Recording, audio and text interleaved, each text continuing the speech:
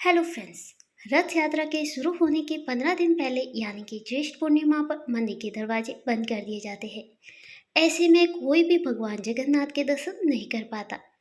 ऐसा कहा जाता है कि इन 15 दिनों में भगवान जगन्नाथ बीमार हो जाते हैं, इसलिए वे आराम करते हैं और किसी को भी दर्शन नहीं देते।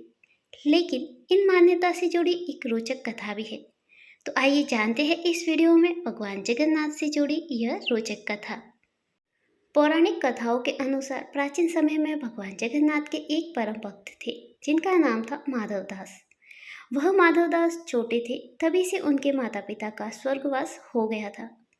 उनका बचपन काफ़ी परेशानियों में बीता, लेकिन उनकी भक्ति में कभी भी कोई कमी नहीं आई। युवावस्था में उनका विवाह हुआ, लेकिन कुछ ही दिनों में उनकी पत्नी का भी निधन हो गया। इसके बाद भी वे निरंतर भगवान जगन्नाथ की सेवा करते रहे। वे भगवान की पूजा में कोई कमी नहीं रखते थे, पूरी श्रद्धा से कार्य करते थे। एक बार माधवदास काफी बीमार हो गए। मंदिर में अन्य सेवकों ने उनकी मदद करनी चाहिए, लेकिन उन्होंने मना कर दिया और भगवान जगन्नाथ की पूजा करते रहे। बीमारी के कारण वे बहुत कमजोर हो गए और एक दिन पूजा करते करते ही बेहोश हो गए। भगवान जगन्नाथ से अपने भक्त की ऐसी दशा देखी नहीं गई। वे स्वयं सेवक के रूप में प्रकट हुए और माधवदास की सेवा करने लगे। भगवान द्वारा सेवा करने से माधवदास जल्दी ही स्वस्थ हो गए और उन्हें इस बात का एहसास हो गया कि ये स्वयं भगवान जगन्नाथ है। आग्रह करने पर भगवान जगन्नाथ प्रकट हुए। माधवदास भगवान के चरणों में गिर पड़े और प्रभु से माफी मांगी।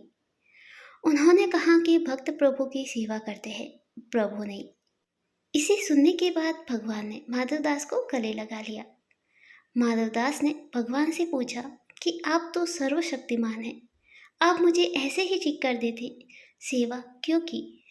भगवान जगन्नाथ ने कहा कि हर इंसान को अपने कर्मों का फल भुगतना पड़ता है।